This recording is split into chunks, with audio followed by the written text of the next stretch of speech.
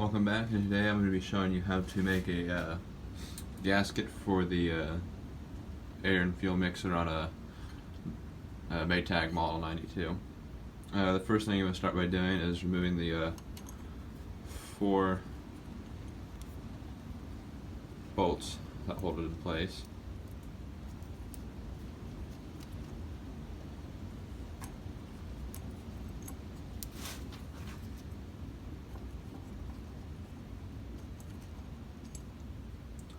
And once you get those out, you can just lift it right up and out of there. And one of the tricky parts about making this gasket in particular is that there's 2 surfaces that the gasket needs to seal on that are perpendicular to each other, and the gasket is going to be all one piece. So you got to get it just right to where it'll be able to fold right there in that corner. So for the gasket, you get the right thickness, and then you cut out pretty much the little bit oversized for what you'll need. Put it in place, and then you'll trace it out with a pencil, the top part first. Alrighty, and then once you get that gasket trace, you can use a pencil, a pen, whatever you want. Just make like a little score or visible mark that you can see. What you're gonna do, make sure you have it on a decently flat surface. For this, what I'm going to do is just flip it up like that. Make sure that it's still at the ends of the trace marks you just made. And then you're going to take your pencil, going to mark out just about how far it goes, and then just outside of where it's going to sit on that side.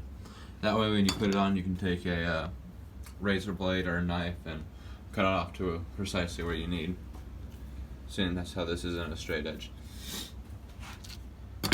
So, next thing you'll want to do is cut out the gasket that you have traced out. And now that you have the gasket cut out, go ahead and line the top edge of your gasket up with the top surface. Hold it there. Then you're going to want to put the gasket down in the corner and use some sort of straight edge or a framing square to create a crease down in the crack. Alright, and now that you have that crease in there, what you're going to want to do is take some small hammer or something that has a little weight. What you're going to do is for the opening right here and right here, this one's going to be safe later, but for the one right here, you're going to take a hammer or something, and when the gasket material is on there, you're just going to lightly tap on the edge where it is, and that will score a mark on the underside of the gasket, and that'll show you exactly where you need to cut it. And then the same thing is going to go for up here, but for this gasket, what it's going to be best to do is start out with this hole and then get these 4 holes for the bolts first. That way you're not dealing with a thin section of gasket when you're trying to punch those in. Alright, I'll go ahead and cut the first hole out now. As you can see, you have little score marks and lines where you tapped on the edge. And if you look here, the surface is undamaged, and you have a decent outline of what you need to cut out.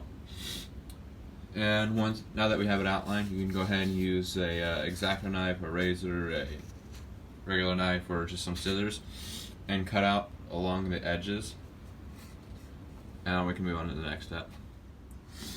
Alright, and then once you have this hole cut, it doesn't have to be perfectly along the edge, but just close enough to where you're going to get a good seal.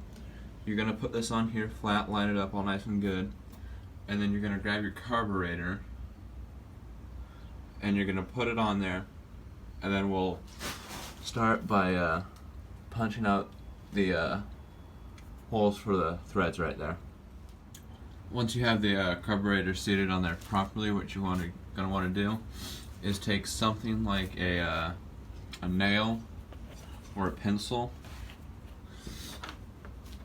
and inside these threads here, you can see the gasket material. You're going to poke right through that and create an opening. That way the thread of the bolt can pass through it. Once you got your holes punched, you can go ahead and take the bolts and go ahead and thread them fully in, and then you can take them back out. That way the gasket material is moved out of the way enough so that when you go to put this on to run it, it's lined up correctly. Alrighty.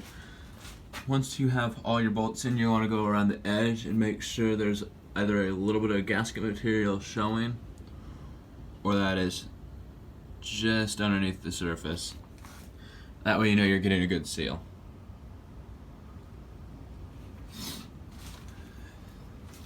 And now that we have that in place, what we can go ahead and do is cut off all this excess material right here. So, just grab your pencil and score the gasket along the edge on both sides. And then for the front, you're going to have to get this lever out of the way. Just loosen it up, that way you can fit your pencil back there and then score that area right there too. Now that you got that scored, you can go ahead and take the carburetor back off, and then we'll focus on the large opening back there and then the smaller opening down here. Excess material cut off. If you look closely at the back of the gasket where it seated up against the hole right there, you can see there's a score mark right there. Unfortunately, the lower hole, the one right there where the fuel will go in, it didn't leave a score mark. So just with a pencil, go ahead and trace out the larger hole,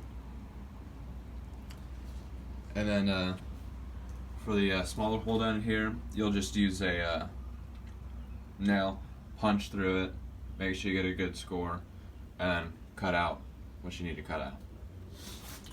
Once you have the gasket completely cut out, you can go ahead and put it on the surface, get your carburetor, remount it, and then you're pretty much done.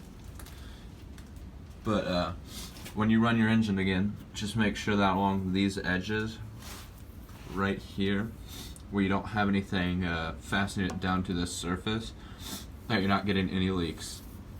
These engines are notorious for the gases going back down here, and then you get horrible gas leaks all along here.